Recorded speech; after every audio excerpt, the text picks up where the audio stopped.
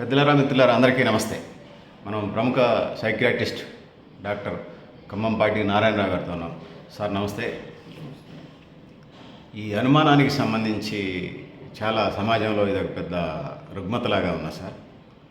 ఈరోజు మిమ్మల్ని అనుమానానికి సంబంధించిన అంశాలు మీ డాక్టర్స్ కోణంలో చెప్పమని మిమ్మల్ని రిక్వెస్ట్ చేస్తూ ఉన్నాం. ఈ జనరల్గా ఈ అనుమానాలు అంటే అండి డెల్యూజన్ అంటాం సైకాట్రిక్ పరిభాషలో.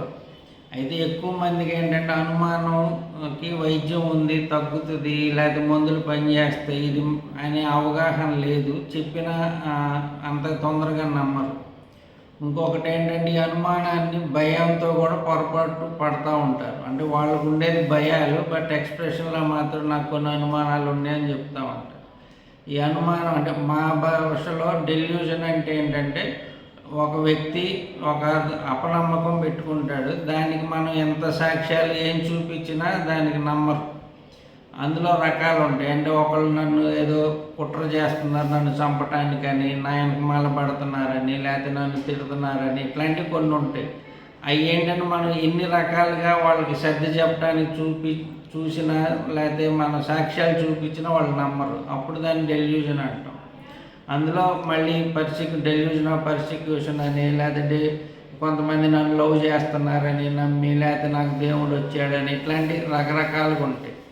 అది వీటి కారణాలు ఏంటంటే ఎక్కువ శాతం మనం చూసేది భార్య మీద భర్తకి, భర్త మీద భార్యకి అనుమానం ఉంటుంది అన్న డెల్యూజన్ ఆఫ్ ఇన్ఫిడిలిటీ అంటాం. అంటే భర్త ఎవరితోనో తిరుగుతున్నాడనో లేకపోతే భార్య తిరుగుతుందనో. ఈ ఒక్కొక్కసారి ఎట్లా ఉండే అంటే మనకు వాయు వరుసలు ఉండవు. ఈ అనుమానానికి సొంత అన్నదమ్ములతో అక్రమ సంబంధాలు అంటగడతాం, తలుపులు వేసి వెళ్ళటం, తాళాలు వేసి వెళ్ళటం, లేకపోతే నేను తాళం వేసి వెళ్ళిపోతున్నారంటాం. ఈ కొంచెం పరాకాష్ట జనరల్ భాషలో సైకో అని అట్లా చెప్పుకుంటూ ఉంటారు. బట్ అది డెల్యూజన్లో ఒక లిమిట్ దాటినాక ఉంటుంది. ఇంకొంతమంది ఏంటంటే అనుమానాన్ని ఎక్స్ప్రెస్ చేస్తారు కానీ యాక్షన్ అంటే ఇట్లాంటి చర్యలు చేయరు కానీ మానసికంగా హింసిస్తూ ఉంటారు.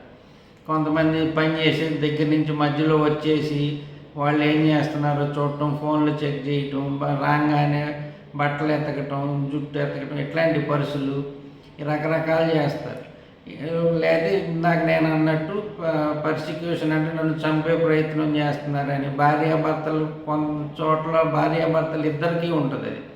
సో ఇంట్లో అసలు అన్నం తినని వాళ్ళు ఉన్నారు, అంటే ఇంట్లో ఏ వస్తువు ముట్టుకోని వాళ్ళు ఉంటారు, కానీ కలిసే ఉంటారు.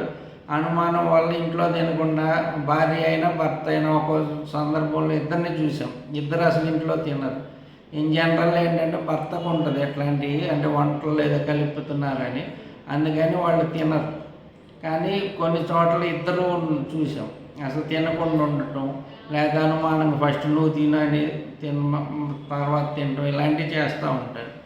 ఇంకొంతమంది పక్కన వాళ్ళతో గొడవలు, వాళ్ళు నన్ను తిడుతున్నారని ఇలాంటివి ఉంటాయి. ఇవన్నిటికీ వైద్యం ఉంది. కారణాలలో జనరల్ ఇన్ఫిడిలిటీ అంటే ఆల్కహాల్ ప్రభావం కానీ ఏదైనా మత్తు పదార్థాల ప్రభావంలో, కొంతమంది సెక్షువల్గా వీక్ గుండి నేను చేయట్లేదు కాబట్టి ఏదన్నా తప్పు జరుగుతుందనే భావనలో ఉంటాం. వీటన్నిటికీ వయసు కూడా పెద్ద సంబంధం ఉండదు. 70 ఏళ్ళు 80 ఏళ్ళు వయసున్న పెద్దవాళ్ళు కూడా వస్తారు, ఇట్లా భర్త ఇట్లా చేస్తున్నాడు. ఈ అనుమానంతో ఇన్అప్రోప్రియేట్ బిహేవియర్ అంటే వయసుకి తగ్గ ప్రవర్తన కాదు, లేకపోతే పిల్లలు ఉన్నారు బయట ఎవరో ఉన్నారని చూడకుండా సెక్షువల్ యాక్ట్ చేయడానికి ట్రై చేయటం, ఇలాంటివి చేస్తూ ఉంటారు. సింపుల్ ఒక మాత్ర వేస్తే తగ్గిపోతుంది. ఈ ఎక్కువ మందికి ఇది అసలు అవగాహన లేక మేము చెప్పినాక కూడా మాత్రలకు ఎట్లా తగ్గుద్ది అని.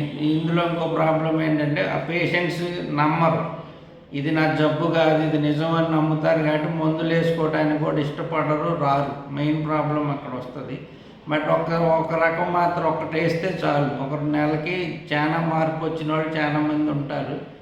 తర్వాత ఇది ముదిరి అంటే ఇది ఒక కోణంలోనే ఉన్నప్పుడు డెల్యూజన్ అంటాం. అది ముదిరి అన్ని రకాలుగా వస్తే దాన్ని మళ్ళీ షిజోఫ్రెనియా జబ్బులోకి వెళ్ళిపోతుంది.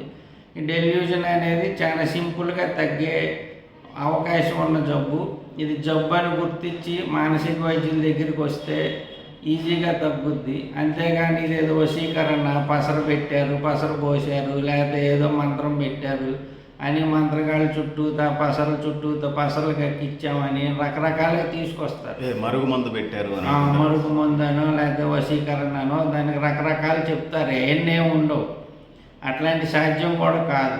అది మన నమ్మకం, కానీ యాక్చువల్గా అది ఉండే జబ్బు, దానికి మందులు ఉన్నాయి. సరైన మీ దగ్గరలో ఉన్న మానసిక వైద్యుని సంప్రదిస్తే ఈ అనుమానం జబ్బు నుంచి ఈజీగా బయటపడవచ్చు.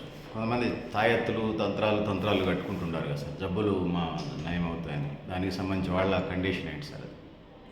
ఏయైనా అవన్నీ ఒక నమ్మకం అండి. అంటే రియల్గా సొమాటోఫార్మ్ డిజార్డర్స్ అంటాం, కొన్ని యాంగ్జైటీ డిజార్డర్స్ ఉంటాయి. అవి కొంత ధైర్యం చెప్తే తగ్గే అవకాశం ఉంటుంది. ఈ నూనెలు కానీ లేకపోతే తీర్థాలు కానీ తాయెత్తులు కానీ ఇంకా పొగలు కానీ ఇట్లాంటివి ఏదేసినా తగ్గుతున్నాయి అంటే జనరల్గా యాంగ్జైటీ కానీ కొన్ని సొమాటోఫార్మ్ డిజార్డర్స్ ఉంటాయి. అట్లాంటి పూజలు ప్రార్థనలకి తగ్గుతాయి. అవి పట్టుకుని అన్ని జబ్బులు చాలా సీరియస్ జబ్బు తగ్గిపోయింది, ఇన్ని కోట్లు ఖర్చు పెట్టామంటే హైపోకాండ్రియాసిస్ ఉంటుంది.